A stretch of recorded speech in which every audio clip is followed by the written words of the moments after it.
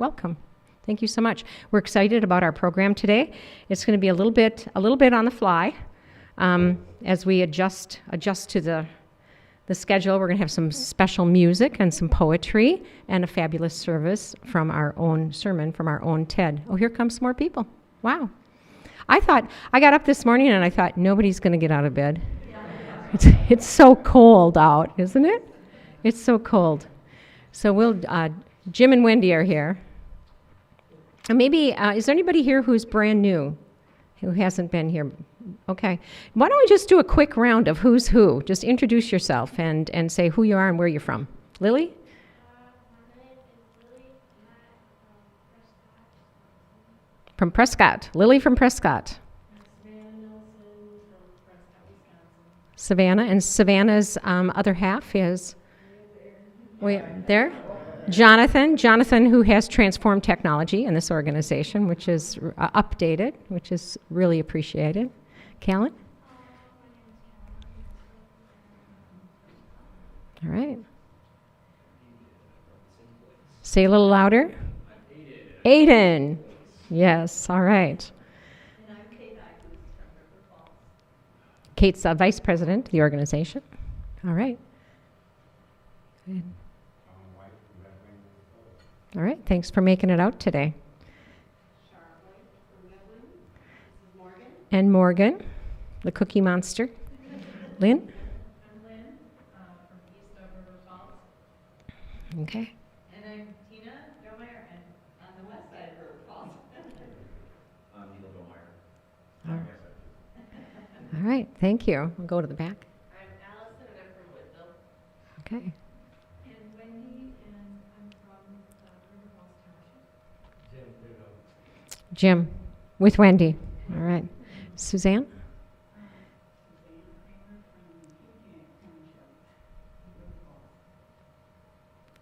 I'm Krista Spieler from really close to Glen Park and the University in River Falls. Okay. Kristen Tollefson, Ted's wife in front. Okay. Pauline Gray from River Falls and neighbors to us. Maureen Nash. Town of River Falls. Rich Birdie. All right.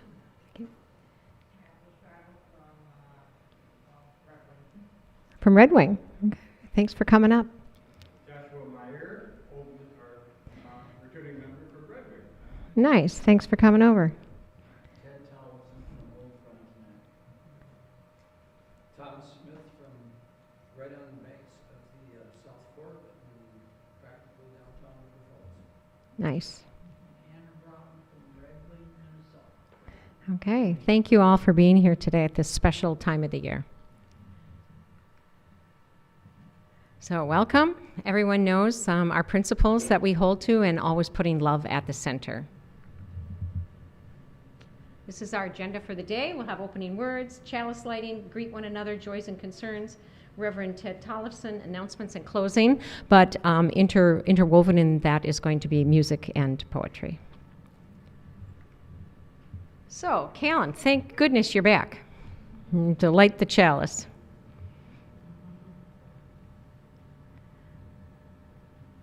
And I forgot to ring the bell. Lily, you want to ring the bell?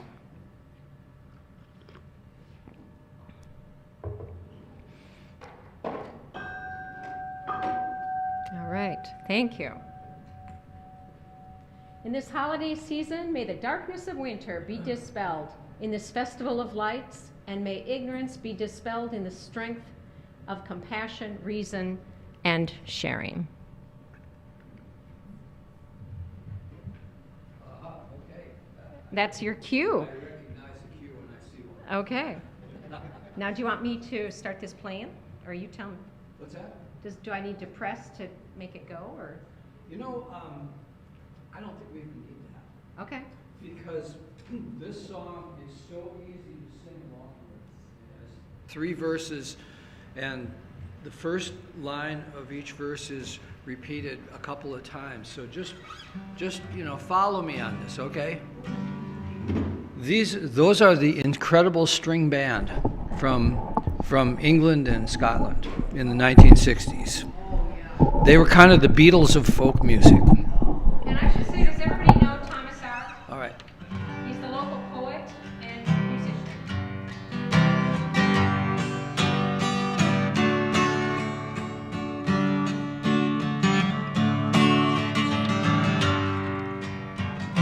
Yeah. Days are breaking in my soul. This is actually a revision, a 60s revision of an older song. Bright morning stars are rising. Sing it. Bright morning stars are rising. Bright morning stars are rising. Days are breaking in my soul. Pale mists are softly fading. Pale mists are softly fading. Pale mists are softly fading. Pale mists are softly fading. Days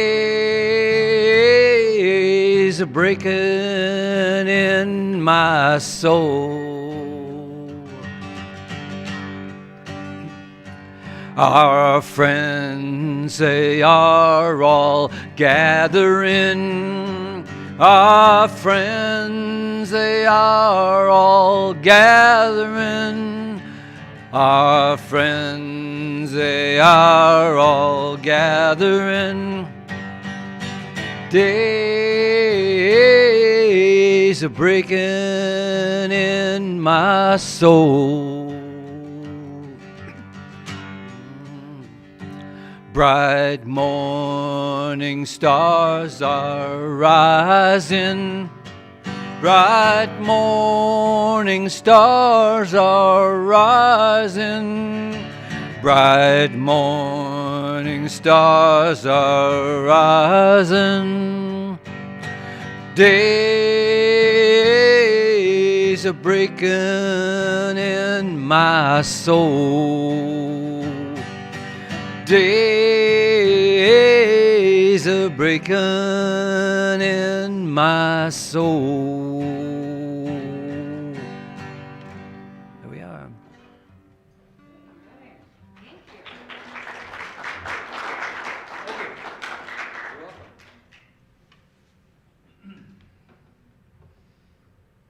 All right, now we take a moment to, now you know who everybody is in the room, to take a moment to greet each other.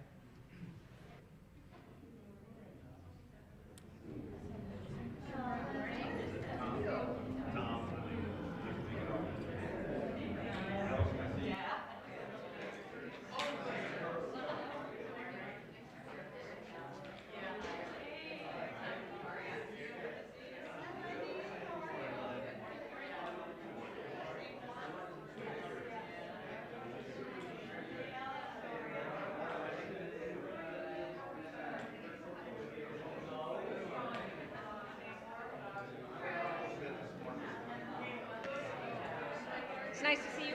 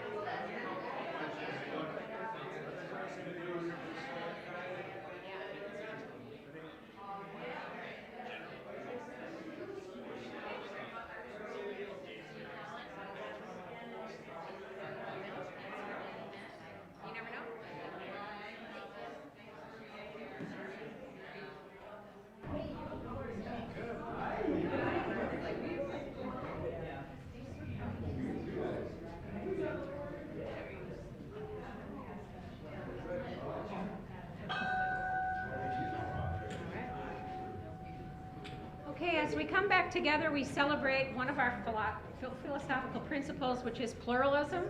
We are all sacred beings, diverse in culture, experience, and theology. We covenant to learn from one another in our free and responsible search for truth and meaning. We embrace our differences and commonalities with love, curiosity, and respect. Now for joys and concerns. I can start with a little one. I have great joy for everything that Don and Ann Leek do for this organization, and concern that we're just gonna, something's gonna happen while they're gone. Yeah. I was hoping he would be here so we could give him a standing ovation. Colin, our Oh Colin, my football gosh, player. yes. Yeah. Woo! Yay. So one of our members, Colin Lifshitz, who's also on our board of directors, is moved here from Arizona specifically to come to college here at UW River Falls, but he searched out a community that had a Unitarian Universalist society. He was raised UU and very committed to it. He's joined us, and he plays on the college football team, and how exciting for him to be a part of this team that the UWRF team won in the quarterfinals on Sunday. Don't know what the scores was, like 40-something to 20-something. Yeah. In the freezing cold. Like, I can't imagine. Yeah. Crazy. Oh. There's a lot of touchdowns. It means they're staying active, right? They were, yes. I can't imagine being out there. It was cold, hard to run to the garage and back at my house. So. All right. Other joys and concerns?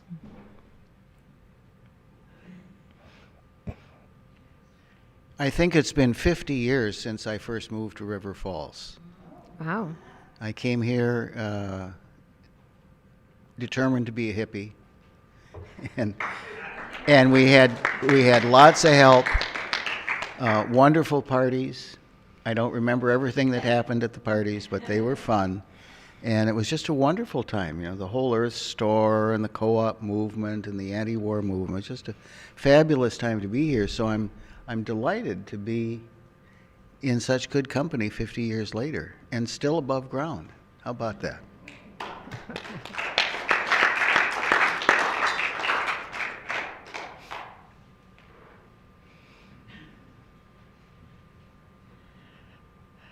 I'd like to just celebrate the life of Grace Termott. Yesterday was her funeral. She lived to be 93 and lived at home with her daughter Martha caring for her.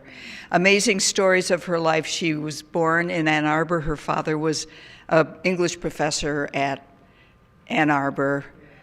W.H. Auden was a family friend, and he wrote a poem for Grace. Just a lot of really interesting stories. So honoring the life of Grace Termott, a life well lived. Nice. Beautiful stones. Other joys? Come on up, Allison. So I guess for me, it's just I'm happy to have good friends that after even 20 years, we still get together and we get to spend time together. And yeah, I got to spend the weekend with one of my best friends of over 20 years, baking cookies and watching stupid movies. All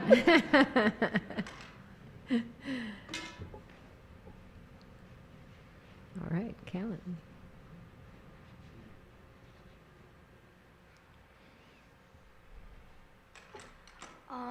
So there's 5 more days of school until winter break. You're excited about winter break?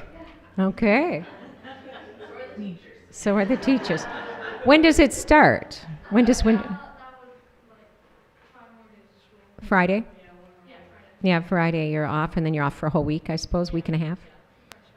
Till New Year? So they've got 1 more week on and then done until January. Till right after the New Year. Yeah. Very nice. I hope we have good weather. Good for outside play. All right. Anyone else? Joys or concerns? We always put the big rock in for the joys and concerns that go unspoken. Try not to break the dish. Okay. Now more music. Well, before the music, Ted has asked me to read a poem on the theme, so I'm going to do kind of a double header here. A bonus, yeah. Yeah, it's pretty recent. It's kind of a solstice poem. It's a kind of a mystical solstice poem. It's called Northern Sun. Can everybody hear me all right? Yeah? Oh, okay, good. This thing could just be up a little bit higher. Oh, there. Okay. There, that's good. So, poem is called Northern Sun. And it's about a feeling kind of looking toward the sunrise this time of year. This morning, the near solstice sun rising in the southeast was a knot of gold in a blue bed of clouds, a naked splendor like a beloved's navel with all its generative power. I traveled back a long way seeing that, regarded that primal bolus from some veldt my genes remembered, innocent of astronomy, therefore without intellectual defense against that most holy before me looming portal into the lost magic. Maybe I was even before language, as unable to name what I saw as to behold it for more than a moment. Northern Sun. Thank you. So when Ted told me the theme here and was looking for songs about light, I thought, well, this might seem like an odd choice, but many of us have had strong griefs this last year, and this song suggests a way of approaching darkness that is a movement toward the light. Wow.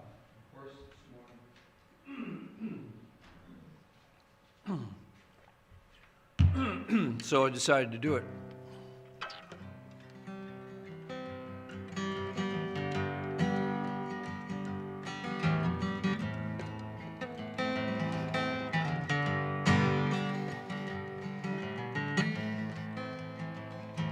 Well, there you go, moving deeper into mystery. Here I remain, only seeing where you used to be. Stared at the ceiling till my ears filled up with tears. Never got to know you, and then suddenly you're out of here. Gone from mystery into mystery. Gone from daylight into night. Another step deeper into darkness. Closer to the light.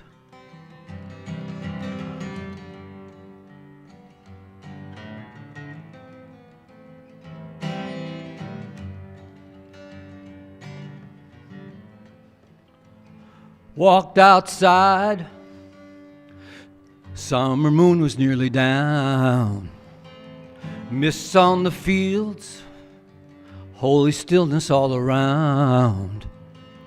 Death's no stranger to this life I've seen. Still I cried, still I begged to get you back again. Gone from mystery into mystery. Gone from daylight into night. Another step deeper into darkness. Closer to the light.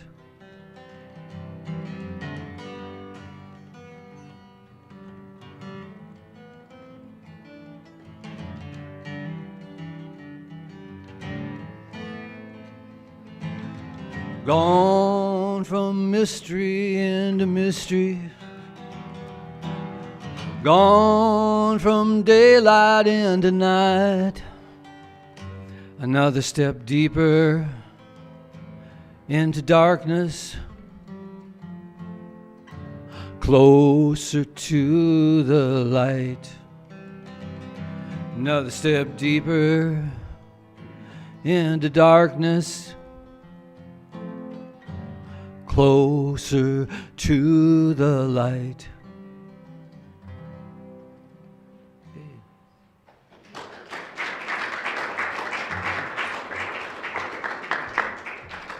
Thank you so much. And next, we'll welcome Reverend Ted Tollefson. And for those of you who are newer to the organization, Ted was the minister here for how long? 10 years. 10 years. So welcome. That's my shelf life.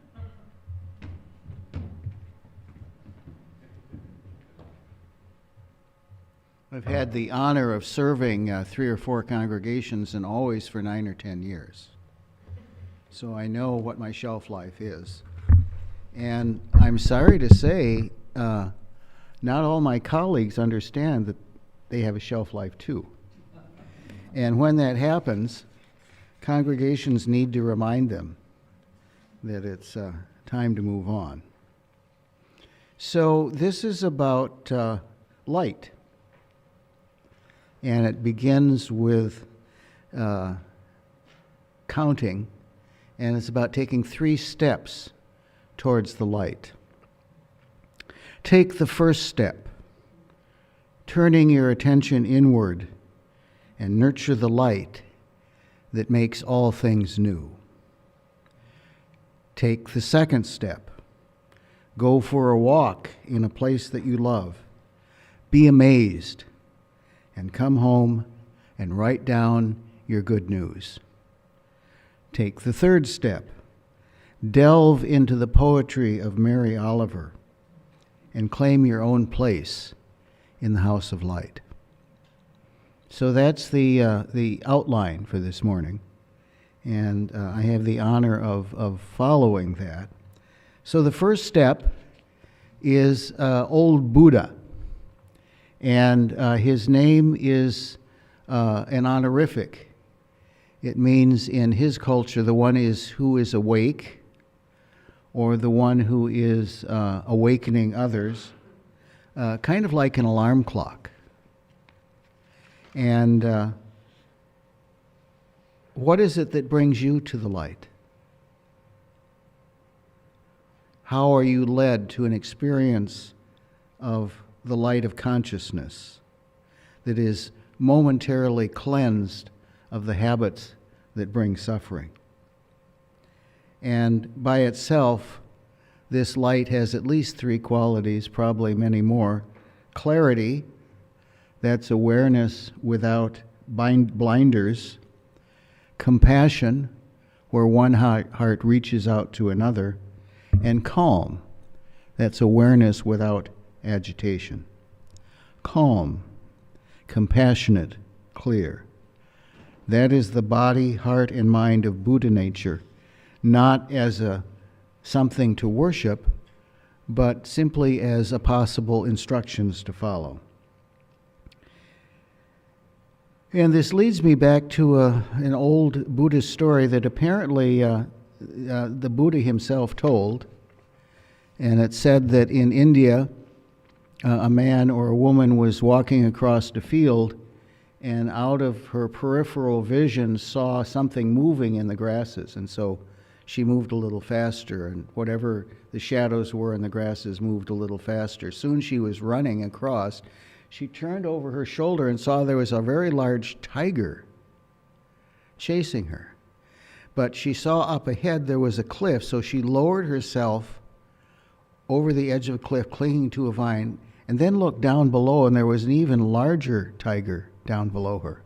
So tiger above, very hungry. Tiger below, even more hungry.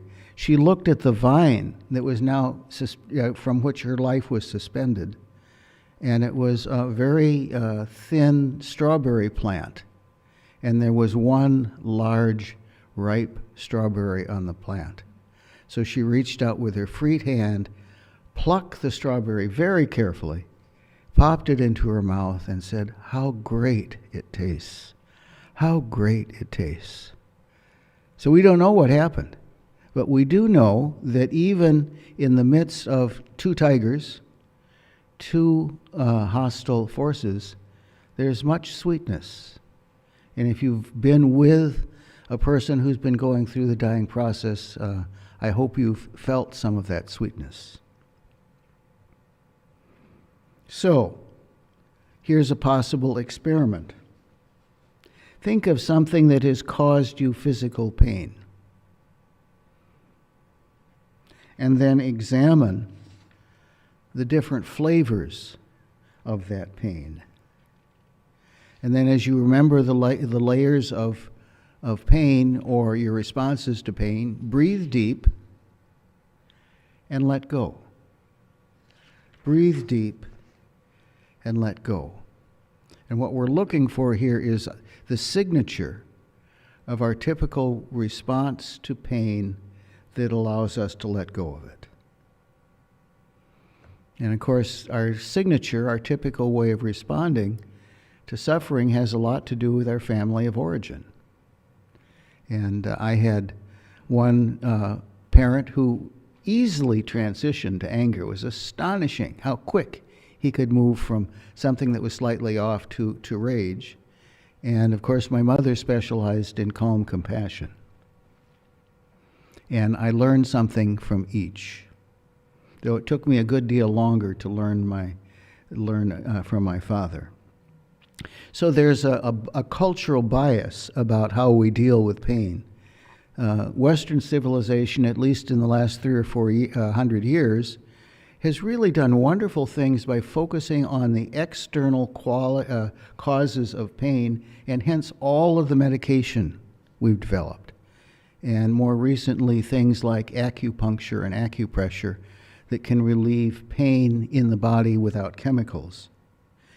Eastern religions, for several hundred years, Eastern cultures, have specialized in identifying our internal response to pain and then lowering that down.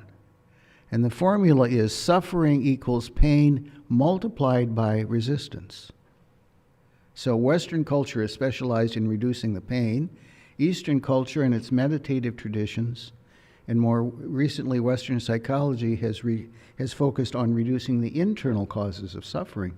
And of course, if you put the two together, if you have ways to reduce physical pain and also reduce your resistance to it, you can maintain your life at a rather low pain level. So that's the first step, coming to understand how resistance multiplies suffering, and then maybe trying a remedy from another tradition. And I've alluded to the Buddhist method of meditation and the Chinese and Taoist method of acupuncture and acupressure. There are many more choices available. In my mother's family, the response to pain was prayer. And it worked for them, probably because they made it work. I discovered rather early that was not my response, but I did attempt to learn. So what I do in my spiritual life now is I meditate every day 2 or 3 times. Some would say entirely too long. But I also reserve some time to pray, and it's usually for people that I know that are suffering.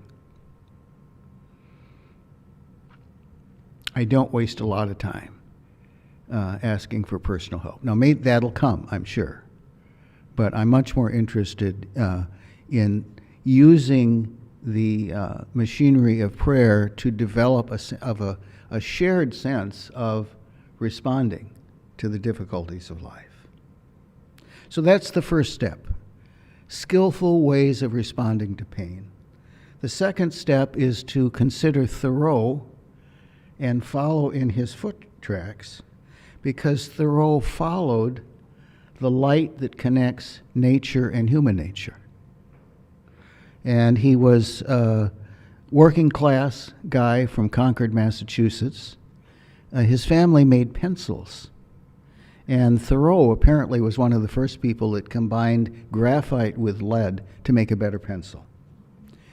He went to Harvard on a scholarship because he was a poor kid, but he met a neighbor, Ralph Waldo Emerson, who'd also gone to Harvard.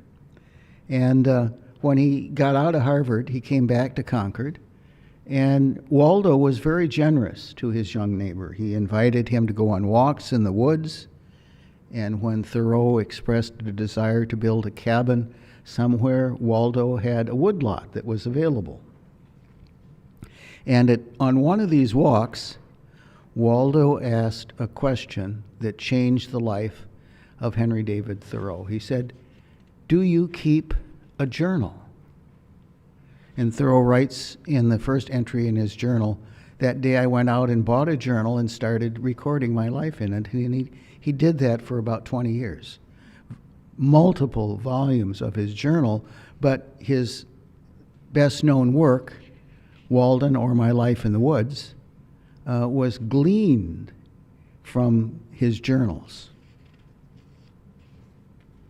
And of course, those 2 years that he lived on Walden Pond, how many have read Walden at some point or studied it, seen a movie about it? If you read the book, you'd think he lived out there all alone with no contact from town. He was 1.5 miles from town. He could walk home and did have his mom make dinner and have his sisters take care of him. And so it's, even though he likes to accentuate the distance and the hardship and the primitive conditions, it was a pretty cushy life. So the method of Thoreau, following the light, he would walk every day in the woods for hours. He would witness, which means opening the heart, opening the mind, opening the senses to the forest and pond around him. And then he'd come home in late afternoon and he'd write for hours. Walk, witness, write. Walk, witness, write. It still works, by the way. And then he had the 3 R's. He would revise, and then he'd often read a section aloud, sometimes in a room alone, sometimes with 1 or 2 other people like Emerson or another of his colleagues, and they'd talk about it. Thoreau gives careful attention to his wild neighbors. And, the biblical tradition has a wonderful way of talking about love of neighbor. Thoreau simply took that same idea and extended it to all critters. So this was before the word ecology was in popular use. He took the idea of neighborly love and just said, well, of course, my neighbors are the plants and the animals and the critters and the rocks and the stones, and especially the pond that I live next to. And in some ways, he seems to have preferred wild neighbors to human neighbors. And he gave them his loving, undivided attention for years and years and years, hundreds of pages of journal entries recording what it was like to walk around Walden Pond. And when Thoreau got together with fellow transcendentalists like Uncle Waldo or Margaret Fuller, they would often read from a work in progress. All of them kept journals, and so they would read aloud, and even a hermit like Thoreau would benefit by hearing questions or comments from other people that were involved in the same process. So it's, even though he likes to create the impression of a self-creating person, he had his own little community. And they played a crucial role in helping him refine his own gifts. Thoreau seems to have believed in an unnamed creative power behind nature. But he speaks of it in abstract terms and rarely personalizes that. And in this way, he's much more like the philosophers and mystics of the Hindu and Buddhist tradition. So here's a lovely little excerpt from Walden, chapter 2, that I actually used in my statement as a conscientious objector. When you stand right fronting and face to face with a fact, you will see the sunlight glimmer on both its edges. Its thin current slides away, but eternity remains. I would drink deeper and fish in the sky, whose bottom is pebbly with stars. I cannot count one. I know not the first letter of the alphabet. I have always been regretting that I am not now as wise as the day I was born. So he starts out with a pretty matter-of-fact description of the world outside, but he very quickly shifts attention to a shift in his own consciousness. When we can't reach the alphabet, when we're beyond counting, then we enter the realm of mystics and sages of all traditions, and we begin to experience the universe as one living stream, a lively community of plants and people and animals, the ground, the rocks, the air that supports all life. And the power that Thoreau is tracking is not a personal deity. It's more like an impersonal pattern or power that weaves together the factors of our existence, much like an English Unitarian named Isaac Newton came to understand gravity. When old Buddha was challenged to debate with the Hindu philosophers, he just tapped the earth 3 times, calling upon the earth to witness, calling upon the power that's not easy to name but is clearly there, orchestrating the edges of our lives. And when Thoreau had visitors, he would often take them for a walk around the pond, and he knew the names of probably hundreds of critters, and often his guests would ask him, what's that called and what's this called? And my guess is often Thoreau would say, well, okay, we've named 20 or 30 creatures. In your view, my friend, what does it sustain this community of life? That's a good Unitarian question. What is it that sustains this community of life? So here's an experiment in the fashion of Thoreau. Take a walk in a place that you care about. Bring your journal along. And when you're done walking, find a place to sit down outdoors, maybe not today, more likely indoors today, and just write. Just trust that your pen or your computer will lead you where it needs to go. And then when you're done writing, then read it aloud and revise and repeat.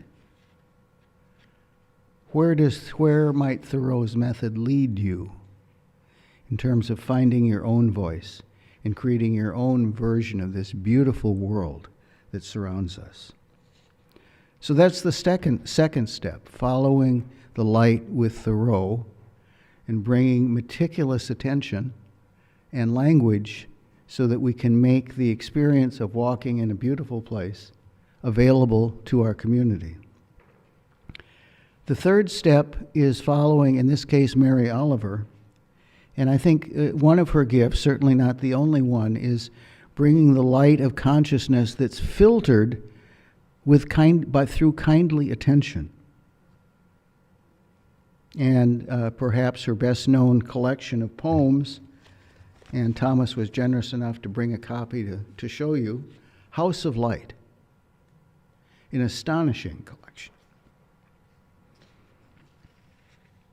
So I want to read an excerpt from one of her poems.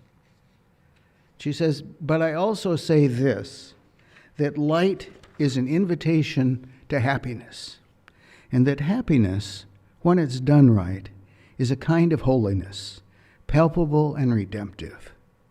Inside the bright fields, touched by their rough and spongy gold, I am washed and washed in the river of earthly delight. And what are you going to do to it? What are you going to do about it? Deep blue night. She understands how our bodies are connected to happiness through the medium of light. And in this part of winter, it's not surprising that between December 14th this year, when Hanukkah begins, and the Christmas days and Buddha's awakening, there are dozens of winter holidays about light in the darkest time of the year. I don't think that's an accident. I think we need a blessed assurance just about this time of year that the light will come back again. And about December 22nd or 23rd, every day just gets a little bit more light. And even old Norwegians like me come out of the shadows when the light returns. Mary Oliver has given us a lovely poem called The Summer Day, where she makes her case for a gospel of light. And she begins the poem sounding like a theologian. Who made the world? Who made the swan and the black bear? Who made the grasshopper? But then she zeroes in. Those are really abstract questions. Interesting perhaps intellectually, but so what? This grasshopper, I mean, the one who has flung herself out of the grass, the one who is eating sugar out of my hand, who is moving her jaws back and forth instead of up and down, who is gazing around with her enormous and complicated eyes. Now she shifts her pale forearms as though she washes her face. Now she snaps her wings open and floats away. I think it's one of the gifts of poets to help us focus in on one life at a time. And then she says something very interesting, and if I might say so, very Unitarian. I don't know exactly what a prayer is. I do know how to pay attention, how to fall down into the grass, how to kneel down in the grass, how to be idle and blessed, how to stroll through the fields, which I've been doing all day long. Tell me, what else should I have done? Doesn't everything die at last and too soon? Tell me, what is it you plan to do with your one wild and precious life? As music to the ears of a Unitarian, she ends with questions. She's not there to declare what is true. She's encouraging us to expand our own horizons by asking questions both of herself and of the reader. And now, here's a little homework, should you choose to take it on. When you go home, take a walk in or near a place that you care about. Keep your eyes and your heart and your senses wide open. And then when you come home, pick up a blank book or your journal and just start writing. It doesn't matter. I very rarely know where it's going to go when I just write. And it'll eventually come to an end, and then you can close the book, set it aside for a while, and then read it aloud. Maybe read it aloud to someone that knows you well, and then notice how your life can be gathered around a single moment of insight. So, to return to the beginning, take the first step. Turn your attention inward and nurture the light that makes all things new. Take the second step. Go for a walk in a place that you love and be amazed, and then come home and write down some good news. Take the third step. Delve into the poetry of Mary Oliver and claim your own spot in her house of light. So that's where my part ends. This is where your part begins. And this is something that is deeply rooted in our tradition. I always take questions because until I respond to your question, I have no idea what I actually said. I mean, I know what it says in the manuscript, but what it means, I don't have a clue. So if you have a question or a comment or whatever, please share it. Josh? What was that? Suffering equals pain multiplied by what? By resistance. This is a very elegant summary of the teachings of the historic Buddha. So when you have a multiplier like that, what it means is if we need to reduce pain, and I created a stupid injury because I was kneeling down in front of the fireplace trying to tend the fire, and I popped my knee out. I've had lots of practice in dealing with pain. You can either work on the pain or your resistance to the pain. And if you can work both sides of the equation, that gives you lots of leverage. Is that helpful? Do you have another question? Okay. So whenever you experience great pain, notice you've got at least two places to apply leverage. One is what's happening in the hand, and the other is what the heart and mind and brain is making of that. And if you can apply leverage to both, you can change the experience pretty quickly. Anna Brown?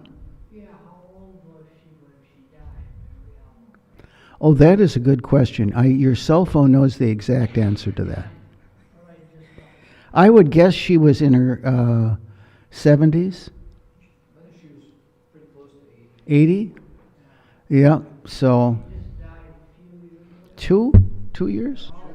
born in 1935, so. Oh, And she died just a couple years ago, so she got 75. 80 something, I would guess. 83. Wonderful. So if, a good use of this sermon might be to encourage you to pick up a volume of Mary Oliver or some other poet that you're drawn to and read a poem on your own, read it aloud, and then close the book and go for a walk. Or close the book and sit quietly and see where you are led. Yeah. Thomas? Well, back to the resistance.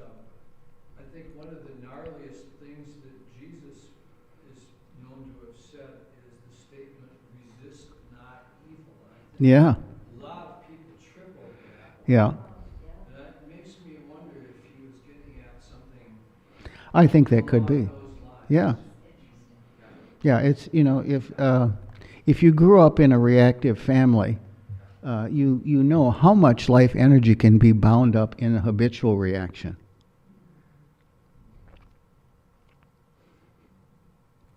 So to live life more fully, we might have to learn about our habits of resistance, even if they've held generations of people in their thrall, and then take a break.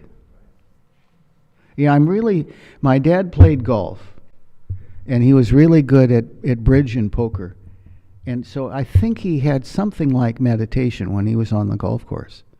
But I'm really sorry he didn't have that as a choice. Thomas?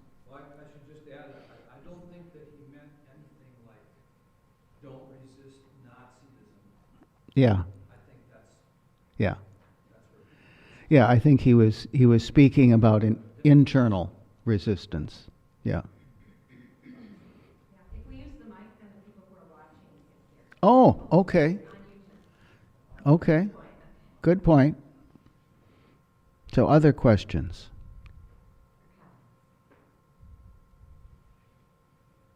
Kristen?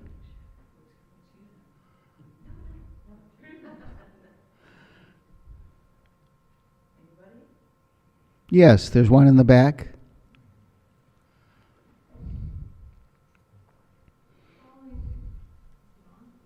Following up on what Tom said about not resisting Nazism, I think when you're thinking about resistance and the life flow, it's important to remember that those who are living peacefully and acceptance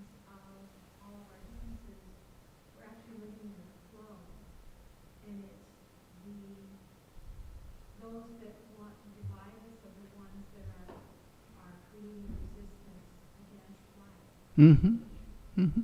So it's a challenge, though, as an activist, to remember that and to remember that our response always needs to be with peace, not just not actively being violent, but also having to express that internally. And that goes right back to what you've been talking about all morning about meditation and taking walks and being present to our own inner soul. Mm-hmm. Yeah, whatever we call it, whatever form it takes, I think it's very helpful to be able to give yourself a break. And, we've got beautiful country around here. It's a little chilly this morning. I think it was -9 on the way over here, but we all made it. Other questions or comments or discoveries? Yes, Anna Brown? How old was she started? Mary Oliver writing poetry? Yeah. I don't know, but my cell phone does. I would guess she was writing in her 20s. Thomas, do you know that? Well, Mary Oliver got the hell out of Dodge as soon as she graduated from high school in her little town in Ohio. And one of the first things that she did when she got free out in the world by herself was she went and worked as a secretary for the estate of Edna St. Vincent Millay, Oh, the my poet. goodness. And I think that's probably where her first encouragement to poetry probably came. That's wonderful. Yeah. So she started early. Yeah. Yeah. Yeah. Other questions or comments? So what are we avoiding?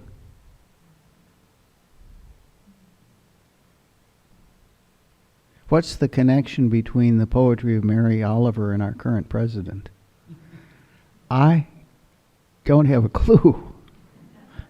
Not a clue. And it's a major effort to try to remain open and compassionate to someone that seems determined to do so much damage. Yeah, yeah. So any other questions or comments? We got 3 minutes left, which means there's something important just hovering around the edges that I've completely missed, unless I miss my guess. Happiness, yes. Yeah, we end with happiness and light.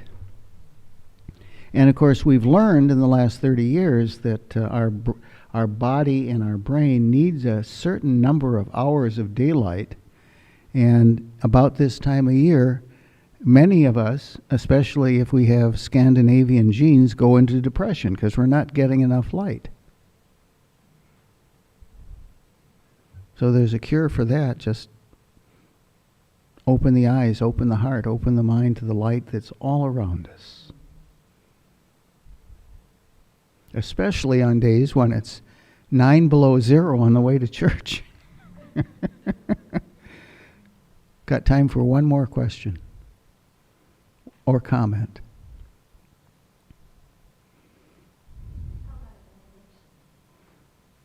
How about a benediction? A benediction. Well, I guess my benediction for this talk would be go to a place you love, take a walk, eyes, heart, mind open, and be moved. Be moved by the beauty that surrounds us. It will show us where we need to go. Amen. Thank you.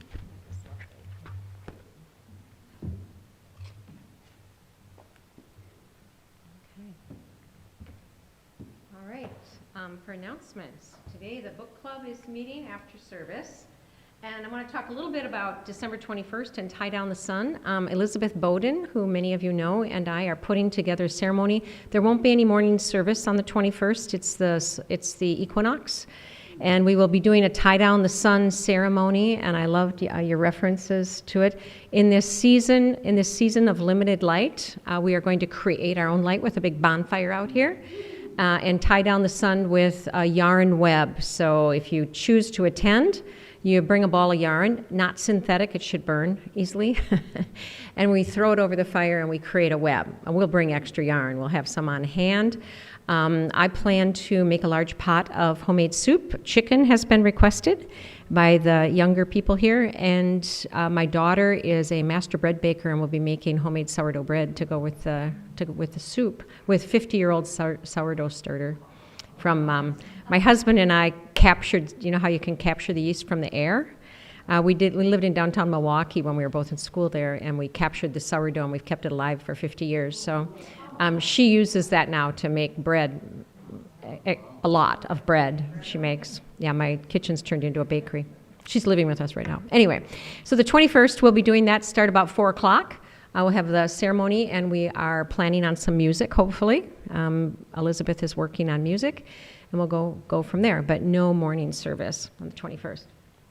And the 27th, it'll be the 90th birthday celebration for Steely New Woman. And 1 o'clock, Comforts of Home, River Falls. See Nancy Miller for details. Okay, I'm not sure. Does anybody know more about that than I do? I just know that she was active there. Oh, okay. Okay. Well, now she's in the care center. Nancy is connected with the family. They reached out, I think, through Don. Okay. So that, just to welcome and open up that celebration. All right. And on the December 28th, Krista Spieler will be giving a talk on healing and community. Krista, do you want to say anything about that? Sure, I don't know where the mic is here. Thanks to Marie Nash for inviting me to do this. On Christmas Eve in the morning, 6 years ago, I had a stroke, and I was in St. Paul at United Hospital for a while. Ended up, my final rehab was at Kinnick here in River Falls. I was away from home for 3 months. And I really feel like amidst all that, there was a lot of support from community. And so that's the focus I'll be using. And I appreciate this chance to reflect on that time. Okay. Thanks, Krista. Any other announcements you want to know about? Okay, your support is always appreciated, and I know we did do pledge letters went out, and a lot of them have come in. If you haven't gotten yours in of what and how you're able to contribute to the organization, Don Leek appreciates getting those. And we also have coffee and wonderful treats, thanks to Tina brought treats, and who else? Callan made cookies again? Awesome. Okay, so those are in the kitchen with coffee. Enjoy and mingle as you like. There's peanut brittle, too. Kate Ihus made, right? Kate made the peanut brittle. Delicious. That's there. I heard it homemade, right? And I'm sure would share the recipe if it's needed. So now we'll come together for our closing words.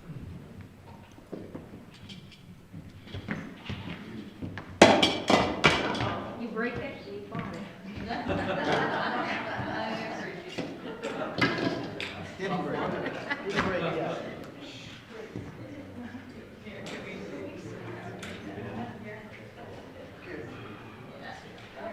Okay. Jonathan, are the words on the screen if we click one more or not? No. Okay. All right. Ready? Go out into the world in peace. Have courage. Question all things. Hold on to what is good. Return no person evil for evil. Strengthen the faint-hearted. Support the weak. Help the suffering. Honor all beings. All right.